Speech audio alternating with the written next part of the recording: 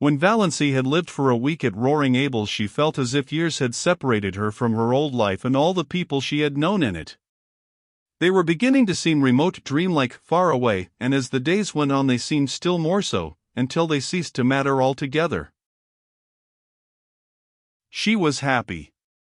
Nobody ever bothered her with conundrums or insisted on giving her purple pills. Nobody called her Doss or worried her about catching cold. There were no quilts to piece, no abominable rubber plant to water, no ice-cold maternal tantrums to endure.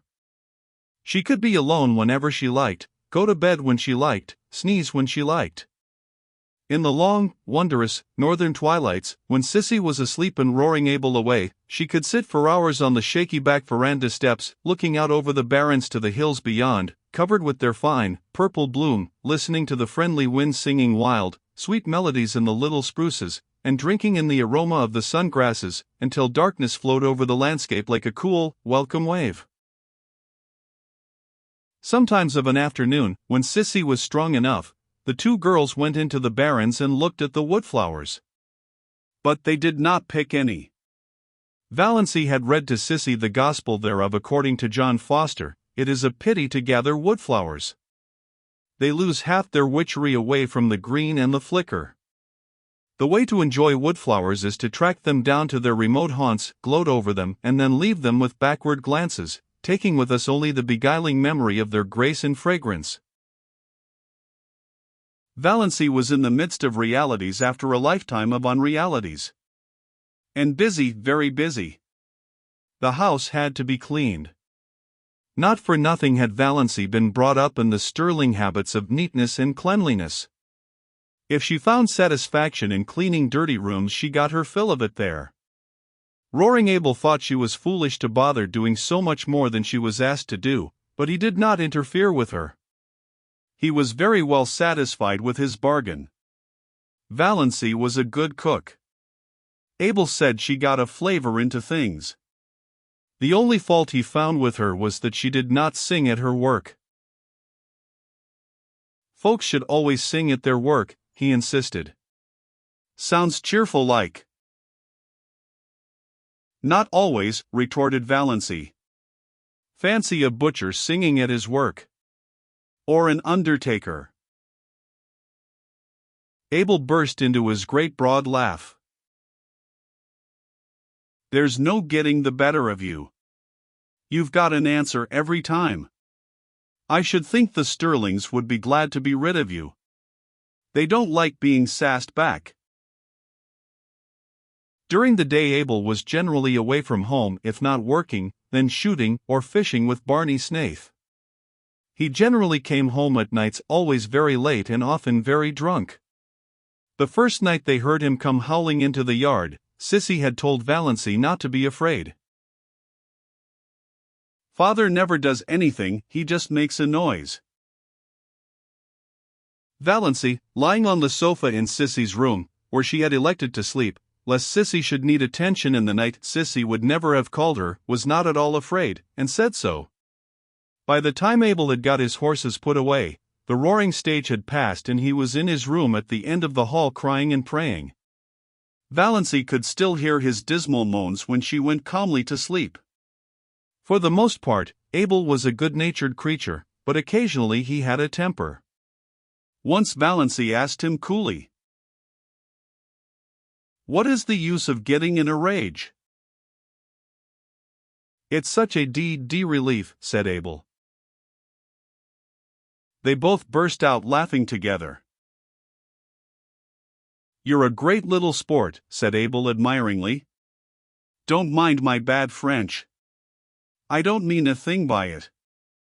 Just have it. Say, I like a woman that ain't afraid to speak up to me. Sis there was always too meek. That's why she got adrift. I like you."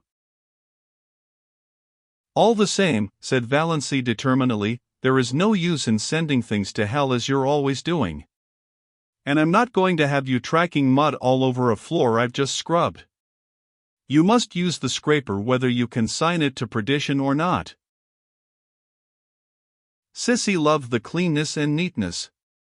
She had kept it so, too, until her strength failed. She was very pitifully happy because she had Valancy with her. It had been so terrible, the long, lonely days and nights with no companionship save those dreadful old women who came to work. Sissy had hated and feared them. She clung to Valancy like a child. There was no doubt that Sissy was dying. Yet at no time did she seem alarmingly ill. She did not even cough a great deal. Most days she was able to get up and dress, sometimes even to work about in the garden or the barrens for an hour or two. For a few weeks after Valancy's coming she seemed so much better that Valancy began to hope she might get well. But Sissy shook her head. "No, I can't get well. My lungs are almost gone. And I don't want to. I'm so tired, Valancy. Only dying can rest me. But it's lovely to have you here, you'll never know how much it means to me. But Valancy, you work too hard. You don't need to, father only wants his meals cooked. I don't think you are strong yourself. You turn so pale sometimes. And those drops you take. Are you well, dear?" "I'm all right," said Valancy lightly. She would not have Sissy worried. "And I'm not working hard. I'm glad to have some work to do, something that really wants to be done." Then Sissy slipped her hand wistfully into Valancy's. "Don't let's talk any more about my being sick. Let's just forget it. Let's pretend I'm a little girl again and you have come here to play with me. I used to wish that long ago, wish that you could come. I knew you couldn't, of course. But how I did wish it. You always seemed so different from the other girls, so kind and sweet, and as if you had something in yourself nobody knew about, some dear, pretty secret." "Had you, Valancy?" "I had my blue castle," said Valancy, laughing a little. She was pleased that Sissy had thought of her like this. She had never suspected that anybody liked or admired or wondered about her. She told Sissy all about her blue castle. She had never told anyone about it before. "Everyone has a blue castle, I think," said Sissy softly. "Only everyone has a different name for it. I had mine once." She put her two thin little hands over her face. She did not tell Valancy, then, who had destroyed her blue castle. But Valancy knew that, whoever it was not Barney Snaith.